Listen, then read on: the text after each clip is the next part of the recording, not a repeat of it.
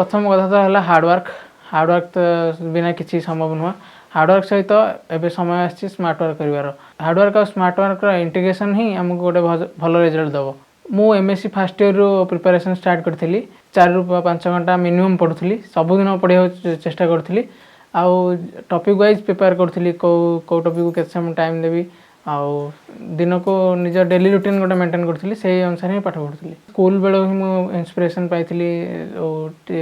District collector को देखिकी तो से दिन ठू मोर इंस्पिरेशन थिला कि सिविल सर्विस रे ही जॉइन करी तो मोर सफलतार श्रेय मुझे देवी मो कके को तांको जोगु ही आम पाठ पढ़ी पार्छु जी जलखिया दुकान किए मिस्त्री काम कर किसी बड़ कथा नुह निज कर्म ही निजक मनीष को बड़ कै से किसी मुझे भावी विषय के निज कर्तव्य मुझे चलती मोर कर्तव्य है पाठ पढ़ार था मुझे पाठ पढ़ी चलती एवं कर्तव्य है देश सेवा कर टाइम आसी तो मुझे निजक नियोजित करी से सेवार मेन सफलता हम जदि मुझे मन में खुशी फुटे पार्ली से भावी निज मोर गोटे सफलता जीवन में किसी 2 मास प्रिपेरेसन में मुझे प्रिलिम्स बसती एग्जाम हॉल तो प्रिपेरेसन एडिक्वेट नाला तथापि मुझे जानती एक्सपीरियंस करिया एग्जामटा केमी देवी सो दैट मु फ्यूचर रे आहरी स्ट्रांग है आसबि ताको एग्जाम आउ थे देवाक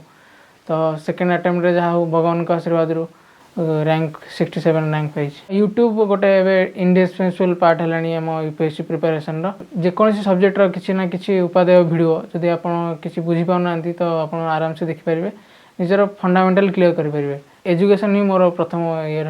कारण एजुकेशन डेवलपमेंट हेले ऑटोमेटिकली सब अलग समस्त सेक्टर डेवलपमेंट हो पार।